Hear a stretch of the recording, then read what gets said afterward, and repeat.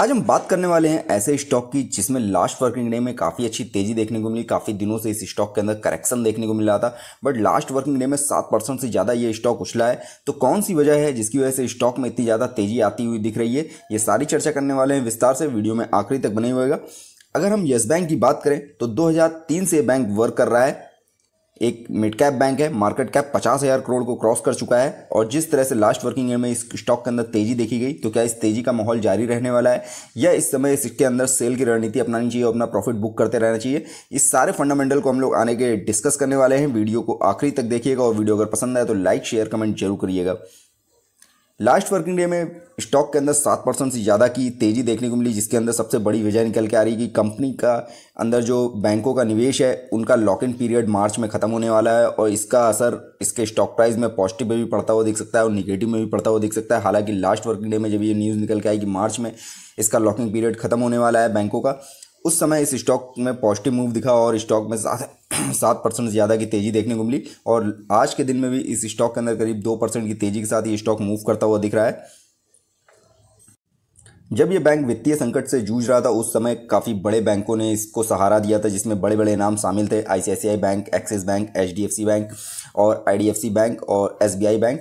ऐसे बैंकों का सपोर्ट मिला था और इनको 3 साल के लिए लॉक इन पीरियड रखा गया था, यानी 3 साल के पहले ये बैंक अपनी हिस्सेदारी नहीं बेच सकते थे। बट वो अब समय मार्च में ख़त्म होने वाला है और 3 साल का लॉक इन पीरियड ख़त्म होते ही इस स्टॉक में आपको काफ़ी ज़्यादा उछाल देखने को भी मिल सकता है और गिरावट भी देखने को मिल सकती है। हालांकि जब इन बैंकों ने इस स्टॉक में निवेश किया था तो उस समय स्टॉक प्राइस 14 से 15 रुपये के बीच में रन कर रहा था और प्रेजेंट में ये स्टॉक इसके ऊपर ही मूव करता हुआ दिख रहा है। तो उम्मीदें ज़्यादा हैं, लोगों को संभावनाएं ज़्यादा दिख रही हैं कि बैंक उस स्थिति से अब काफ़ी बेटर स्थिति में पहुंच चुका है। जब इन बैंकों ने निवेश किया था तो इस स्टॉक के अंदर पॉजिटिव मूवमेंट आता हुआ आपको दिखने वाला है। फिलहाल स्टॉक की अगर बात करें तो दिसंबर में इस स्टॉक ने 24.75 तक का लेवल छुआ हुआ है। तब उस लेवल से ये स्टॉक करीब 35% डाउन पे गिरता हुआ दिख रहा है और करीब 17 रुपये के आसपास ट्रेड करता हुआ लास्ट वर्किंग डे में दिखा है। आज के दिन में ये स्टॉक 18 रुपये के ऊपर मूव करता हुआ फिलहाल अभी देखने को मिल रहा है।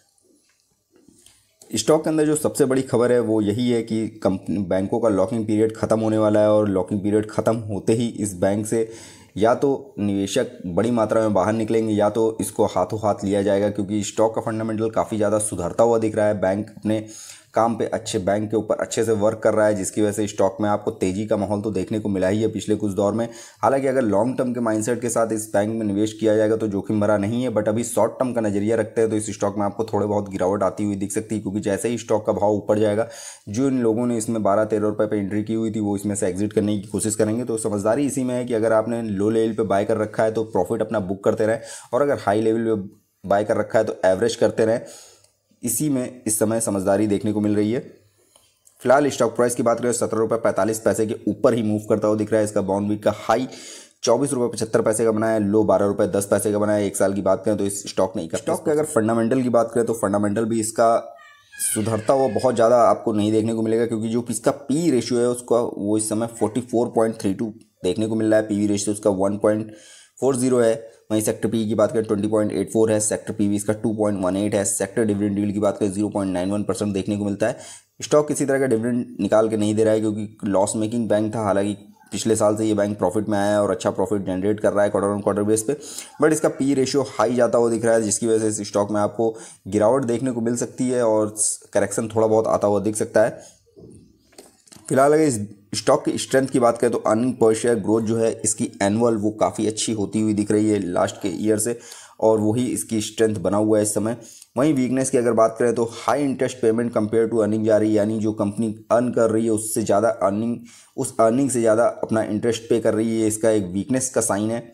वहीं अगर अपॉर्चुनिटीज़ की बात करें तो इसके अंदर जो ब्रोकरेज हाउस हैं वो लगातार इसके टारगेट्स को लास्ट 3 मंथ से हाई कर रहे हैं, बढ़ा रहे हैं, जिसकी वजह से इस स्टॉक में एक पॉजिटिव माहौल आता हुआ दिख रहा है।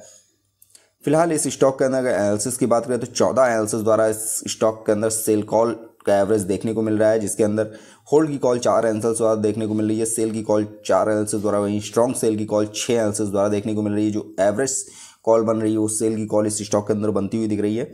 और जो टारगेट्स दिए जा रहे हैं इसका हाई टारगेट 19.30 रुपये तक का है और स्टॉक आपको 18 रुपये के ऊपर आज के दिन में मूव करता हुआ दिख रहा है। मीडियम टारगेट 14.45 का है और जो लो टारगेट है वो 9 रुपये के आसपास का है। ये दोनों ही टारगेट गिरावट के टारगेट है। अगर स्टॉक इसके नीचे मूव करता है अपने रनिंग प्राइस से तो आपको गिरावट देखने को मिलने वाली है।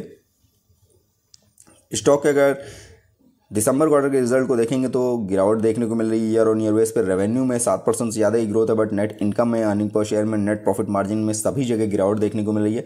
हालांकि जिस तरह से स्टॉक अभी मूव कर रहा है और जैसे ही लॉक इन पीरियड बैंक का खत्म होने वाला है तो उसके बाद इस स्टॉक में आपको थोड़ा बहुत और ज़्यादा गिरावट आती हुई दिख सकती है, क्योंकि इसका पी रेशियो भी आपको काफ़ी ज़्यादा हाई जाता हुआ दिख रहा है। क्वार्टर के रिजल्ट भी बहुत ज़्यादा अट्रैक्टिव नहीं देखने को मिल रहे हैं। एवरेज रिटर्न इस समय निकल के आ रहा है क्वार्टर ऑन क्वार्टर का, तो इस स्टॉक में आपको 15-16 रुपये तक का लेवल फिर से देखने को मिल सकता है। फिलहाल अगर क्वार्टरली रिजल्ट को सितंबर क्वार्टर से कंपेयर करेंगे तो दिसंबर क्वार्टर में कंपनी ने टोटल इनकम में 9% से ज़्यादा ही ग्रोथ की है। वहीं प्रॉफिट आफ्टर टैक्स जो है वो 55 करोड़ ही निकल के आया है, जो सितंबर क्वार्टर में 160 करोड़ से ज़्यादा का था, यानी काफ़ी ज़्यादा प्रॉफिट आफ्टर टैक्स कम हुआ है कंपनी का इस क्वार्टर में।